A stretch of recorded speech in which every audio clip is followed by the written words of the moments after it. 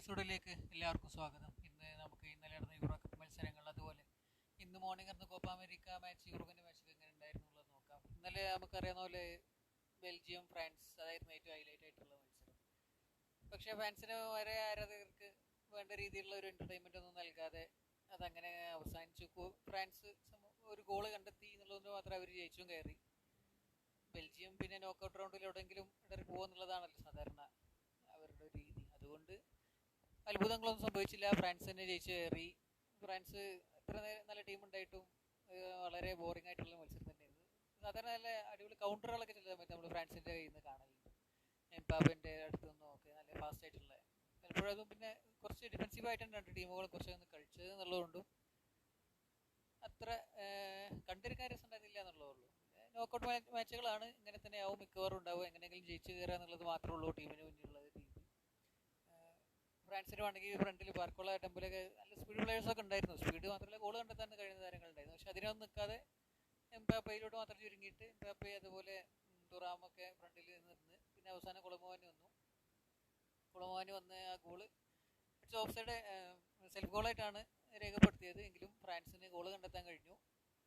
പിന്നെ അത് കഴിഞ്ഞിട്ടുള്ള പോർച്ചുഗൽ സ്ലോവേനിയ മാച്ച് ആണെങ്കിലും അതിൽ കുറച്ച് ചാൻസുകൾ രണ്ട് ടീമും മിസ്സാക്കിയത് എടുത്തു പറയേണ്ടതാണ്. റൊണാൾഡോ അതുപോലെ സെസ്കോ ഒക്കെ ഫുൾ ടൈം തന്നെ പല ചാൻസുകളും കഴിഞ്ഞത്. ഫുൾ ടൈം കഴിഞ്ഞ് എക്സ്ട്രാ ടൈമിലും ആ മാച്ച് തീരേണ്ടതായിരുന്നു. പക്ഷേ നിർഭാഗ്യം രണ്ട് ഭാഗത്തുണ്ടായി, ഗോൾ കണ്ടെത്താൻ കഴിഞ്ഞില്ല. പിന്നെ വന്ന പെനാൽറ്റിയിലാണെങ്കിൽ പോർച്ചുഗൽ കീപ്പർ കോസ്റ്റിൻ്റെ കാര്യം എടുത്ത് പറയണം. വാട്ടർ പ്ലെയർ, കിടിലൻ പ്ലെയർ. അത്രയൊക്കെ സേവ്, ഒരു സേവ് ഒക്കെ സമയം, 1, 2, 3 സേവുകളൊക്കെ സമയത്ത്. പക്ഷേ പെനാൽറ്റിയിൽ അടക്കം 3 സേവുകൾ, അതിന് മുന്നുള്ള സെസ്കോൻ്റെ ചാൻസ് അടക്കം, അതൊക്കെ ഒന്നും പറയാനില്ല. കിടിലൻ പ്ലെയർ. ചിലപ്പോൾ വേറെ വലിയ വലിയ ടീമുകളൊക്കെ എടുത്തുകൊണ്ട് പോകാൻ ചാൻസ് ഉണ്ട്, ക്ലബ് ടീമുകൾ എടുത്തുകൊണ്ട് പോകാൻ ചാൻസ് ഉണ്ട്. കിടിലൻ പ്ലെയർ തന്നെയാണ്. പിന്നുള്ളത് ഇന്ന് മോർണിംഗ് നടന്ന കോപ്പ അമേരിക്ക മാച്ചായിരുന്നു. അത് ഉറുഗ്വേ ഒരു ഗോളിന് ജയിച്ചു. ആ ഗോള് കുറച്ച് ഓഫ് സൈഡ് പ്രശ്നങ്ങളൊക്കെ ഉള്ളതായിട്ട് വീഡിയോ കണ്ടിട്ടുണ്ടാവും എല്ലാവരും. ചെറുതായിട്ട് ഓഫ് സൈഡ് ആണോ എന്ന് വെച്ചാൽ ഓഫ് സൈഡാണ്. ഓഫ് സൈഡ് ആണെന്ന് പറഞ്ഞ ഫാൻസും അമേരിക്കൻ ടീമിൻ്റെ ഒക്കെ ട്രോളും കാര്യങ്ങളൊക്കെ കാണാം. പക്ഷേ ഏതായാലും ഉറുഗ്വേ ജയിച്ചു, അമേരിക്ക പുറത്തുപോയി. ഉറുഗ്വേ നന്നായി കളിക്കണ്ടെങ്കിൽ ആ ഗോൾ കണ്ടെത്താൻ കഴിഞ്ഞ മാച്ചിലൊക്കെ മത്സരത്തിലൊക്കെ ഗോൾ നന്നായി കണ്ടത്. ആ ഒരു ഗോൾ മാത്രം. സ്ട്രോങ് ടീം, യുഎസ്എ പോലെ ടീം വരുമ്പോൾ തന്നെ അവർ ഗോൾ കണ്ടെത്താൻ സ്ട്രഗിൾ ചെയ്യുന്നുണ്ടെങ്കിൽ പിന്നെ ഇനി നോക്കൗട്ടിലോട്ടൊക്കെ കിടക്കുമ്പോൾ എങ്ങനെ ഉണ്ടാവും എന്നുള്ളത് കണ്ടറിഞ്ഞിട്ടാണ്. നന്നായി കളിക്കുന്നുണ്ട്, പക്ഷേ ഫ്രണ്ടിൽ പ്രശ്നം തന്നെയാണ്. പിന്നെ അതുപോലുള്ള ബാക്കി ട്രാൻസ്ഫർ ന്യൂസൊക്കെ നോക്കുകയാണെങ്കിൽ നിക്കോ വില്യംസിൻ്റെ ന്യൂസൊക്കെ വരുന്നുണ്ട്. നിക്കോ വില്യംസിന് വേണ്ടി ചെൽസി ഓഫർ വെച്ചു. പിന്നെ അതിനുശേഷം താരം പക്ഷേ റിജക്റ്റ് ആക്കി. ബാഴ്സലോണയ്ക്ക് വേണ്ടി തന്നെ കാത്തിരിക്കുകയെന്നാണ് പറയണത്. പ്ലെയർ 2 മാച്ചിൽ നല്ല പെർഫോമൻസ് ആണ്.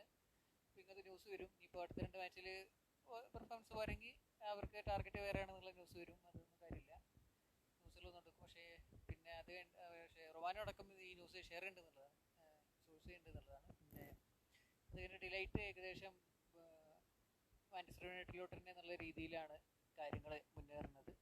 മിക്കവാറും ഡിലൈറ്റിനെ തന്നെ വേണ്ടി വരും. അവർക്ക് ബാക്കിലൊരു കുറച്ച് ലീഡർഷിപ്പ് ഉള്ള, കുറച്ച് ഫിസിക്കലി അതുപോലെ ഡിഫെൻസിബിലിറ്റീസ് ഒക്കെ ഉള്ള പ്ലെയറാണ്. അതുകൊണ്ടാണ് അവർ അരാവോക്ക് വേണ്ടിയിട്ടും വന്നത്.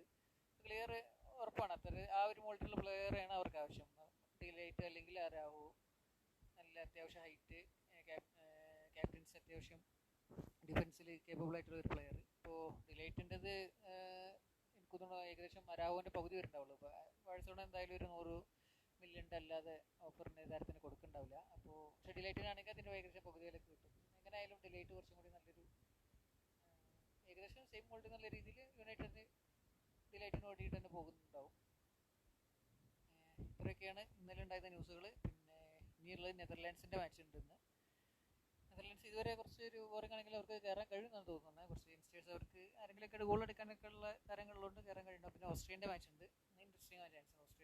ഓസ്ട്രിയ അടുത്ത റൗണ്ടിലോട്ട് കടന്നാൽ ചിലപ്പോൾ എന്തെങ്കിലുമൊക്കെ നടക്കാൻ ചാൻസ് ഉള്ള ടീമാണ് ഓസ്ട്രിയ. അപ്പോൾ ഇത്രയൊക്കെയാണ് ഇന്നത്തെ ന്യൂസ്. എന്തായാലും പറയാൻ